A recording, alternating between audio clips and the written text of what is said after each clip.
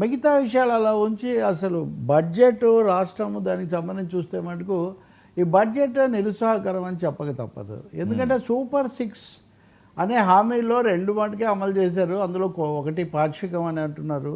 ఆ మిగిలిన వాటికి సంబంధించి కూడా ఏమీ ఇందులో స్పష్టత లేదు. నిరుద్యోగాలకు ఆ 3000 ఇస్తామన్నది కానీ, లేకపోతే ఇంకా అనేక రకాలైనవి. అందులో అతి ముఖ్యమైనది తల్లికి వందనం. తల్లికి వందనం కూడా వచ్చే 2020 వచ్చే ఆర్థిక సంవత్సరం నుంచి అమలు చేస్తామని చెప్పారు. అంటే 1 సంవత్సరం పోయినట్టే. ఈ కేటాయించింది కూడా 12,000 కోట్లు, అవసరమైతే 8,000 కోట్లు కేటాయించారు. 12,000 కోట్లు 1 సంవత్సరానికి. కానీ గత సంవత్సరం కూడా ఇవ్వాల్సింది కదా, ఇవ్వలేదు. అది కూడా కలుపుకుంటే 20, అంటే ఈ లెక్కలకేమీ ఇంకా ముగింపు లేదు కదా. కాబట్టి ఇంకోటి కూడా చాలా ముఖ్యమైనది, అమరావతి మీద మ్యాక్సిమం ఫోకస్ ఉంటుందని అందరూ ఆశించారు. సరే, ఇప్పుడు 15,000 కోట్లు ఏదో ప్రపంచ బ్యాంక్ అప్పు, లేకపోతే హడ్కో అప్పు ఇట్లా అనుకున్నారు. బడ్జెట్లో కేటాయింపు ఎంత చాలా తక్కువగా చేశారు, 6,000 కోట్లు. దానికి వచ్చేటటువంటి దాంతో పోలిస్తే ఏ మూలకు సరిపోతుంది 6,000 8,000 కోట్లు. ఇదంతా కేంద్రాన్ని కాదండి, కేంద్రం ఏమి ఇవ్వలేదు కదా. కేంద్రం ఇవ్వకుండా అప్పు చూపించింది, దాని బాధ్యత తీసుకుంటామన్నారు.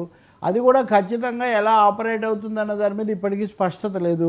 పయ్యావుల కేశవ్ ఆర్థిక మంత్రి బడ్జెట్లో ఏమంటారు, ప్రధానమంత్రి సహాయంతో ముంబై హైదరాబాద్ల స్థాయిలో దీన్ని అభివృద్ధి చేస్తూ ఉంటారు. ఆశించడం తప్పులేదు, అభివృద్ధి కావాలని నేను కూడా కోరుకుంటా. కానీ ఎలా చేస్తారు? ప్రధాని సహాయం చేయలేదు, అప్పు ఇప్పించారు. అది కూడా ప్రపంచ బ్యాంక్ అప్పు, దేశంలో అప్పు కాదు. ఈ అప్పులో నుంచి మీరు కొంత కేటాయించారు. ఎలా దీంతోపాటు ముంబై, హైదరాబాదు, లేదా అంతకుముందు సింగపూరు ఇట్లాంటి పేర్లు వినిపించేవి. అక్కడి నుంచి దేశంలోకి వచ్చారు, కొంతవరకు అది వాస్తవం, కొంచెం వాస్తవానికి వచ్చారు, మంచిదే. కానీ ఈ కేటాయింపులు సరిపోవు. బాగా బలపరిచే పత్రికలు, మీడియా కూడా చాలా నిరుత్సాహకరమైన వార్తలు రాస్తున్నారు. అప్పులు పుట్టకపోవటము, లేకపోతే ఇప్పుడు ఆ రామకృష్ణ బెనీజీ లాంటివి కూడా చాలా ఫేమస్ ఉన్నాయి. అంటే పేరు ఎందుకు చెప్పాల్సి వస్తుందంటే ఇప్పటికే అది బయటకు వచ్చేసింది కాబట్టి, అడ్వర్టైజ్మెంట్స్ వీటి రూపంలో. అలాంటివి కూడా సమస్యాత్మకం అంటున్నప్పుడు అమరావతికి సంబంధించి ఒక స్పష్టమైన ఉత్సాహకరమైన ప్యాకేజీ ఇందులో లేకపోవడం కూడా కనిపిస్తుంది. ఇంకా రైతులు ఆ సమస్యలు, రైతులకు ఆదుకోవడం, దాంట్లో కూడా అవసరమైన దానికంటే అది 11,000 కోట్లు అయితే అది 9,000 కోట్లే పెట్టారు. ఇవి కూడా ఎప్పుడు వస్తాయి అని. ఇంకా చాలా ముఖ్యమైన అంశం వర్మ, మూలధన వ్యయం, క్యాపిటల్ ఎక్స్పెండిచర్ పెరిగితే కానీ ఒక రాష్ట్రం అభివృద్ధి కాదు.